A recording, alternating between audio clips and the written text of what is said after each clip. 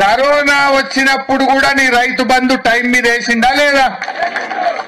Corona కష్టకాలంలో కూడా government కు ఆమ్దాన్ లేకపోతే మంత్రుల జీతాలు బంద్ పెట్టిండు, ఎమ్మెల్యేల జీతాలు బంద్ పెట్టిండు, ఉద్యోగస్తులకు సగం జీతం ఇచ్చిండు, రైతులకు మాత్రం 5,000 రూపాయలు రైతు బంధు ఇచ్చిండు.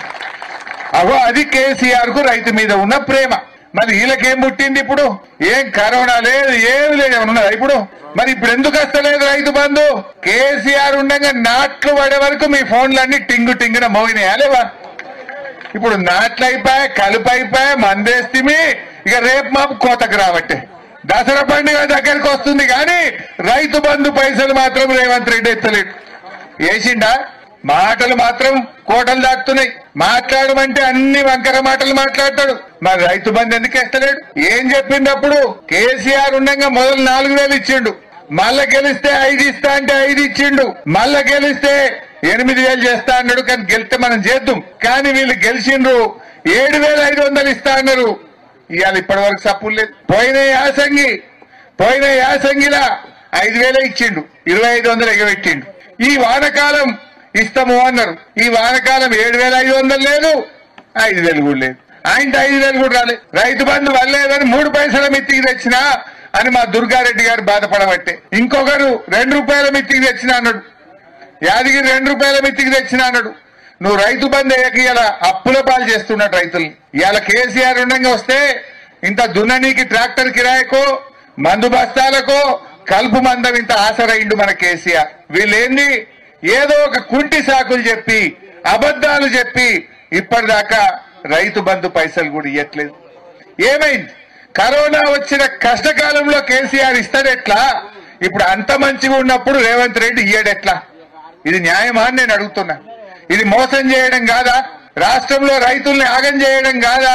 కేసీఆర్ ఒక్కసారి ఇచ్చిండా? 11 సార్లు ఇచ్చిండు. 11 సార్లు రైతు బంధు ఇచ్చిండు, టైం మీద ఇచ్చిండు.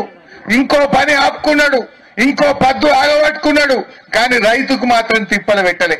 అది ఎరువు బస్తాలైనా, కరెంట్ అయినా, రైతు బంధు అయినా, ఊరూరికి కొనుగోలు కేంద్రాలు పెట్టి ఒక్క గింజ లేకుండా టైం మీద వడ్లు కొనుడైనా, వడ్ల పైసలు 3 వద్దులలో వేసుకుంటా మిమ్మల్ని కాపాడుకోలే. వడ్లు కొంటే 3 వద్దులలో పైసలు వేసిండు కేసీఆర్. ఎక్కడ కూడా రైతుకు ఇంత ఇబ్బంది రానియలేదు. ఇంత కేసీఆర్ వచ్చినాకనే రైతుల భూముల విలువలు పెరగలే. మన ఊర్లో పొన్న కేసీఆర్ రాకముందు 5 లక్షలు ఉండే. కేసీఆర్ వచ్చి కరెంటు మంచిగా ఇచ్చి, కాళేశ్వరం నీళ్లు తెచ్చి, చెరువులు మంచిగా చేసి, పెద్దవాగు మీద చెక్ డ్యాములు కట్టి, కానుగొర్రె మీద ఇన్ని చెక్ డ్యాములు కట్టి మంచిగా 2 పంటలు వండేటట్టు వ్యవసాయాన్ని మంచిగా చేసిండు.